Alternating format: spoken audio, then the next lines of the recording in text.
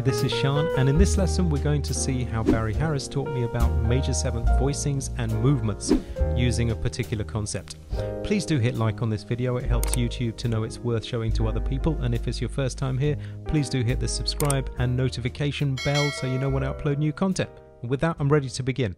So in terms of playing C major chords, there are two major sixes which can be useful in the Barry Harris method. The first being C6, and that's useful if we have maybe the 6th in the melody, definitely when the root is in the melody, because we don't want major 7th against that C.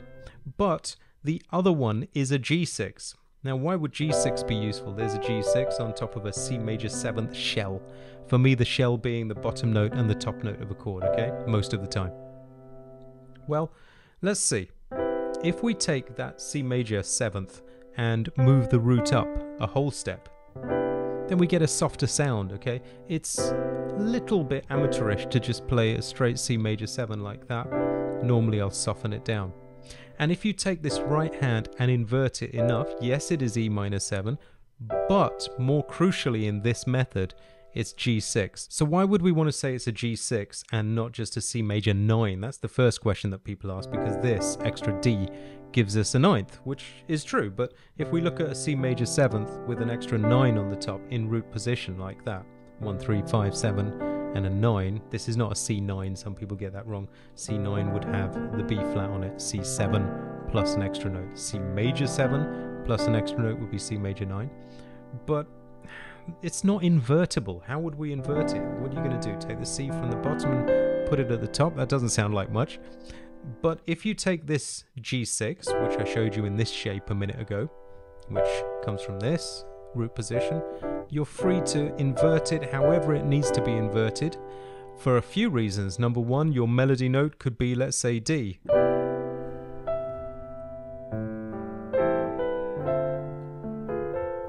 Or maybe your melody note's B.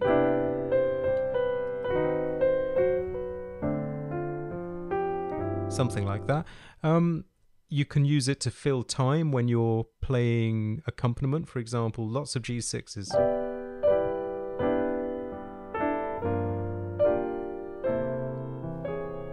So there are a load of reasons and movements which we haven't talked about yet. So we're going to get to that in this video. Movements will sound more like this based on G6.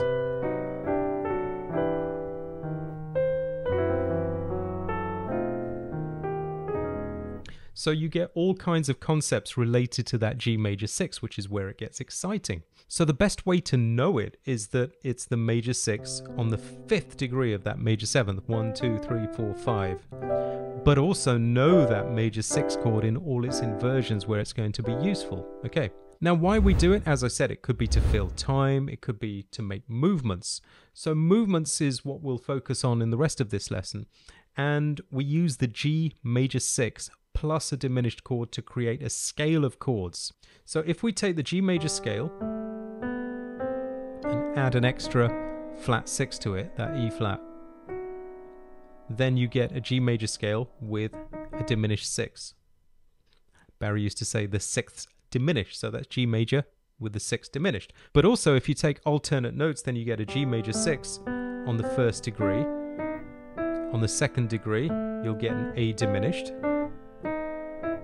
And then you'll keep getting G major 6s. There's a G6 and then another A diminished. And it just keeps going like that. G6, A diminished, G6, A diminished, etc.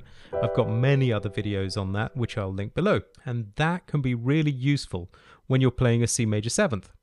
And when does it work best? Well, there are many times, but really good ones I think to look out for are when you get the major 7 in the melody. For example, B on a C major 7.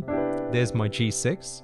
I might just take, if I just take, for example, the middle 2 notes and move them down to diminished notes, they'll go here. Why? Because this is G6 and we use A diminished, G6, A diminished. Look at these 2 notes. G6. The middle 2 notes moving down to diminished notes. That's how we got there. We get all this tension, which can release, right? And we're going to see that on tunes in a minute. Another time that I find it really handy is when the 9 is in the melody. For example, those two seem to sound really good. So let's see some of these on tunes. I think it'll be more useful. Well, one tune we could look at, Smile. Perfect for movements, because as you'll know if you've seen any of my lessons before, single steps in the melody, awesome for movement. Single steps up and down, doesn't matter how many steps. So for example, that could be fine or just is fine. Any single steps up and down are really useful. So let's see how we could use this on Smile in the first line. Well, the first chord is C6, not C major 7, so this is going to be more useful on C major 7. And remember I said when you've got the 7 in the melody, there's that B, then super useful. So actually, people who've been here a bit longer, you'll know the C major 6 diminished as well. So C6 goes with D diminished. The diminished is always on the second degree in this Barry Harris method. C6, D diminished. Okay, C6, D diminished. C6, D diminished, C6. So look at that melody going up a bit and down. If I just take it in very basic chords, it will be like this, which is a bit blocky. I'm more likely to just move some notes like this. See how some of the notes are staying the same and some are moving. But, you know, we're not really talking about the C6 stuff today. We have many other lessons on that. Today we're talking about the C major 7, which in this case we're going to use G6 on. So there's a G6. Remember the diminished we use in G6 is A diminished. A diminished is the same as E flat diminished. A diminished, C diminished, E flat diminished, F sharp diminished, all the same. So there's a G6 going to diminished. 6, diminished, 6, diminished, 6, all the way up and down that melody. Perfect. So this is how it would end up sounding if I'm just moving around that song with very blocky sort of chords, right? See, I'm moving in contrary motion in the left hand. The right hand goes up, left hand goes down, and vice versa. You see, so that's an example of a G major 6 moving up and down. And it doesn't have to be as obvious, it might just be a couple of notes. Maybe there's 3 notes moving until they compress down as the melody gets closer and closer. Okay, so that's one example. Now remember we said when the 7 is in the melody, perfect example on Misty there. Because E flat, the 7th is D. So E flat, remember the relationship is the major 6 on the 5th degree. So what's on the 5th of E flat? 1, 2, 3, 4, 5, B flat. So we would need to know B flat 6. And what's the 2 of B flat? C, alternating with a C diminished chord. B flat 6 inverted, C diminished inverted, B flat 6 inverted, C diminished inverted. Hopefully you're getting the idea. B flat 6 inverted, C diminished inverted, back to B flat 6. That's the scale. So why does that help me on Misty when it's E flat major 7? Because there's a B flat 6 in my right hand. Okay, it's one way to see it. Yes, you could say it's an E flat major 7 with the bottom note moved. But if you want to get into movement, you have to know it's a B flat 6. And what am I going to do? So let's say we're landing on our B flat 6 over E flat. I want to move these middle 2 notes down to diminished notes to create some tension. Well, B flat 6, as we said, goes with C diminished. And let's see, B flat 6 in this inversion. So you've got to know your inversions, you know. These middle 2 notes will come down to here because in C diminished, these are diminished notes. Okay, so I can end up with things like this. Let me start with the moved. See that tension? Can release back to the B flat 6 notes, or go from these diminished notes to these diminished notes in C diminished, and then back.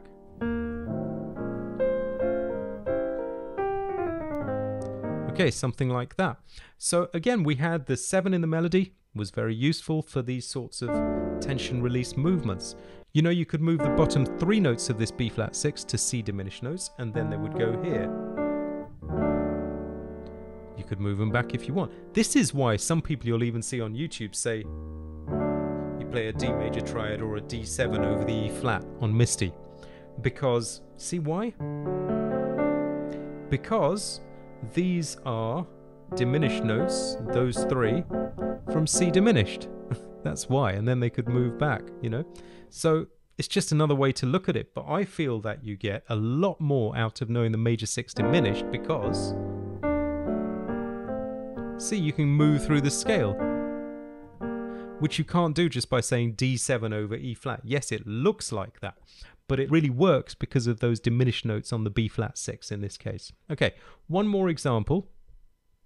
How High the Moon, which is in the key, begins in the key of G, and it has the 2 in the melody. So remember, one of our rules was it can be the 7 or the 2. Those are very useful. I'm not limiting it to that, but those are ones I always look out for. So G major 7, on the 5th we get D. So I'm going to make a D6 chord like this, and that's going to be my shell in the left, my root and 7th, bottom and top note. I always say bottom and top because some chords don't have a 7th, they might have a 6th, like a major 6 chord, or diminished chords don't have a major 7th on the top. So I always cover myself with students by saying bottom note and top note.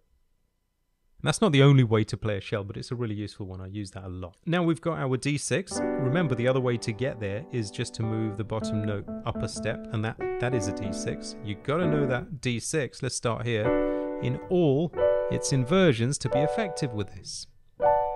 And then if you want to get into movement, which is the next level, so maybe your level at the moment is just getting into the D6 over G. Fine, no problem. Maybe your level is taking D major 6, putting it with an E diminished, and then keep inverting D6, E diminished, D6 to make a scale of chords, which will be movable for you, okay? Great. You got to pick where you are right now. Don't just try and reach for the next step because it sounds cool. Get some skills down, otherwise you'll never get any freedom. So let's see what we're going to do here. There's the 2 right at the beginning there. So let's see what I'm going to do. There's my D6 chord inverted. Let's get some diminished notes. Let's move, remember the diminished is E diminished, right? Where it's always a tone above. D6, E diminished. So there's an E diminished note, there's one. So I've moved everything down to E diminished, except the melody. And I'll fill in this empty D major 6 note as well. Beautiful chord now. You see that? Then the same will apply on the next line. C6 over F, with some diminished notes from C6, right? It keeps going. And these are movements as well, so there's more to learn. Could talk about these all day, but I hope that gives you a taste of what you can do with major 7th movements and why we voice them as major 6s on the 5th degree, or think of them that way.